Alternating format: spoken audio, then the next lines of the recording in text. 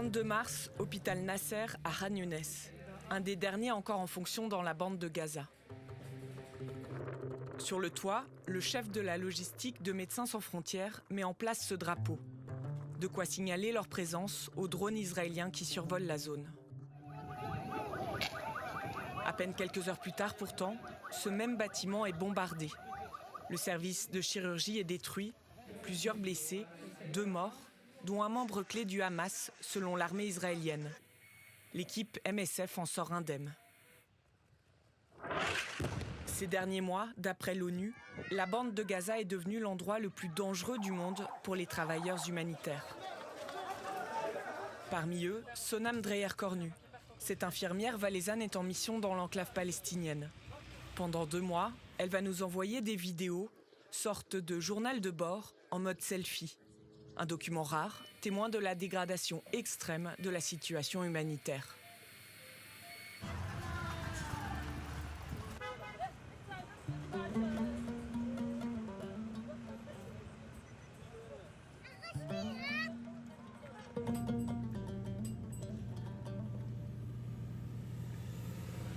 So this was the main bank of Gaza, right? Yeah. I don't know how the building can just stay up like this. Cette voix, c'est celle de Sonam. Nous sommes le 25 février, c'est son premier jour dans la bande de Gaza. Le cessez-le-feu est encore en vigueur. Son véhicule en profite pour progresser entre les ruines et rejoindre le nord. Sa mission commence à Gaza City. C'est là qu'elle nous envoie sa première vidéo. Bon, je vais faire comme si je faisais un appel vidéo et puis que je t'expliquais la situation. Comme ça me fera un peu moins bizarre. Cette entrée, en fait, dans Gaza, elle est impressionnante. La première réflexion que j'ai eu l'impression de rentrer dans un décor de film. C'est cette espèce de film post-apocalyptique où, justement, il reste absolument plus rien. Et puis qu'il y a juste des personnes qui errent dans les décombres. On ne peut pas s'imaginer à quel point ça a été détruit. Ici, Sonam sera responsable de l'équipe médicale MSF. À 36 ans, elle a déjà une longue expérience.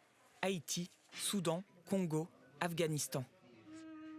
Jusqu'à maintenant, j'ai jamais vu ça. J'ai jamais vu un tel acharnement, je sais pas si on peut dire ça, mais un tel acharnement de destruction, en fait. Depuis la trêve prononcée le 18 janvier, des centaines de milliers de Gazaouis qui avaient fui les bombes sont remontés au nord pour tenter de retrouver leur chez eux. Mais dans cette zone, les structures sanitaires ont presque toutes été détruites. La mission de Sonam, construire un hôpital de campagne de toutes pièces en quelques jours à peine. Nous sommes à la veille de l'ouverture. Donc là, je suis sur le terrain du MFH.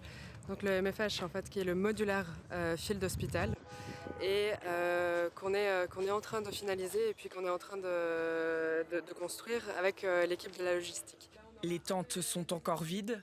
Demain, elles accueilleront des centaines de patients, principalement des enfants, des consultations ambulatoires et des urgences. On aura 4 salles de consultation, donc avec 3 médecins plus une salle pour les infirmiers pour pouvoir faire les soins comme les plaies et puis les brûlures. Autour de l'hôpital, la valaisanne observe la vie qui reprend doucement.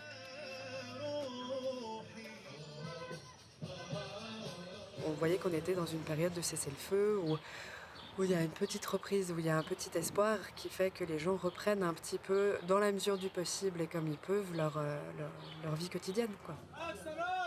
À Gaza City, le marché commençait à se repeupler, malgré le prix toujours plus élevé des fruits et légumes.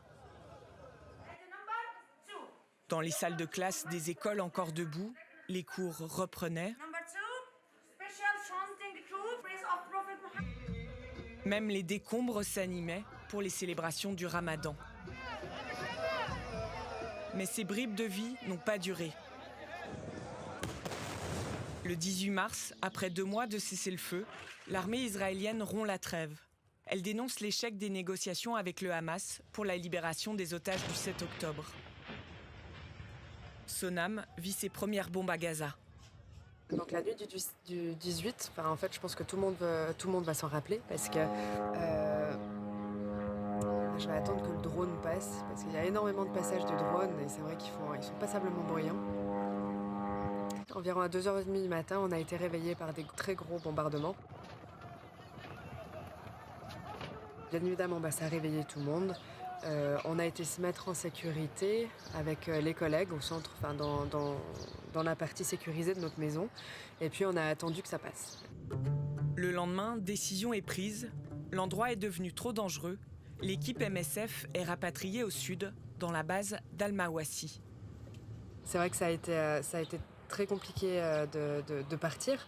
Parce qu'en fait, on quitte nos patients, on quitte nos collègues. Et puis... Et c'est vrai qu'on ne sait pas quand est-ce qu'on va pouvoir revenir, quand est-ce qu'on va pouvoir retourner travailler avec eux.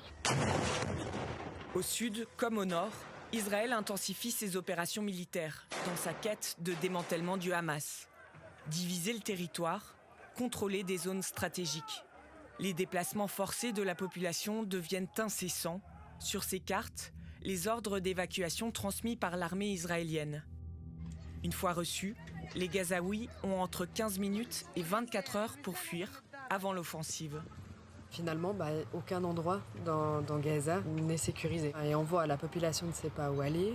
Beaucoup des collègues m'ont dit que finalement, ils n'avaient plus envie de bouger. Et finalement, pour bouger où ? Et que pour l'instant, ils pouvaient juste espérer de ne pas être dans les zones d'évacuation, mais qu'ils étaient fatigués de bouger, qu'ils étaient fatigués d'essayer de trouver des endroits où finalement on était en sûreté nulle part.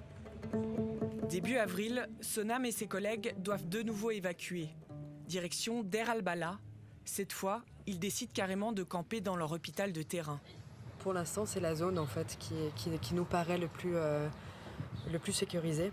On se retrouve à dormir dans la buanderie et nos bureaux sont dans la salle de stérilisation et on s'est organisé comme ça. Mais même ici, les bombes vont finir par tomber. Après plusieurs jours de silence, Sonam finit par nous envoyer des nouvelles. Elle apparaît particulièrement éprouvée.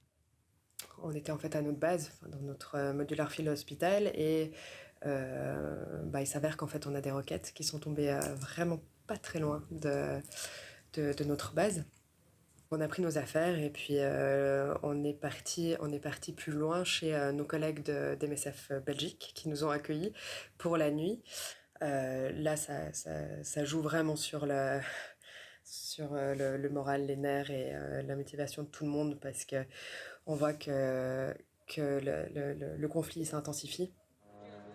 Depuis la fin de la trêve, l'armée israélienne cible les structures sanitaires qui hébergeraient selon elle des activités du Hamas.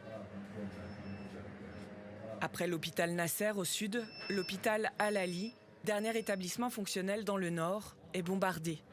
Désormais un tas de ruines. D'après l'OMS, la quasi-totalité des hôpitaux est aujourd'hui endommagée. La population en fait a peur de se rendre dans ces hôpitaux, même si techniquement en fait ils ne devraient pas être ciblés, même en zone d'évacuation, mais plus personne n'y croit, plus personne ne fait confiance en fait à ça. Donc ça devient de plus en plus problématique quand on pense que dans le nord, où vous avez plus d'1 million de personnes qui sont bloquées en fait dans cette zone, ont accès à peine 5 blocs opératoires. Plus encore que les bombes, ce qui la préoccupe aujourd'hui, c'est le blocus imposé par Israël, officiellement pour forcer le Hamas à libérer les derniers otages de l'attaque du 7 octobre. Depuis plus de 2 mois, plus rien ne rentre dans Gaza. Pénurie de carburant, d'eau, de nourriture, même la farine et le pain viennent à manquer. La famine guette les plus de 2 millions de Gazaouis. L'unique moyen de se nourrir, les tikiyas, sorte de cantines publiques, se transforme en scène de cohue. L'utilisation de la faim comme arme de guerre, l'ONU évoque une atteinte grave au droit humanitaire international. Ces derniers jours, dans les hôpitaux encore en service, ces images insoutenables nous parviennent. Les cas de malnutrition extrême, surtout sur les enfants, se multiplient. On commence à manquer de tout. Donc que ce soit au niveau du côté médical, que ce soit au niveau des médicaments, que ce soit au niveau du matériel médical pour faire tourner les hôpitaux. Alors là, ça va faire plusieurs semaines qu'il n'y a plus de viande, qu'il n'y a plus de protéines, il reste quelques légumes. Et l'eau aussi devient de moins en moins accessible. Ces dernières semaines, on commence à être à court de fuel et aussi d'électricité.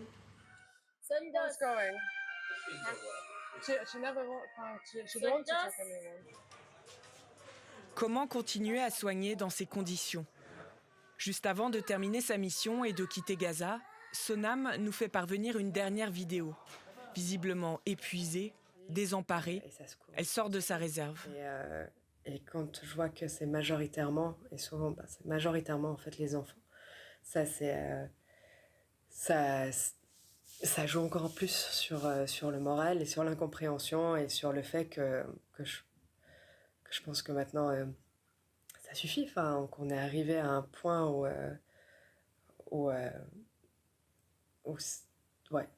c'est inexplicable. Je comprends pas. Ça continue et pourquoi on continue de bombarder des zones et des tentes et des camps où il y a majoritairement des civils et majoritairement des enfants qui sont eux les dommages collatéraux en fait de cette guerre. Aujourd'hui, la Valaisanne a quitté Gaza, sans savoir ce qu'elle retrouvera, ni qui, si elle revient en mission ici. Lundi, Israël a annoncé une nouvelle offensive militaire. Elle prévoit la conquête totale de la bande de Gaza et un déplacement massif de tous ses habitants.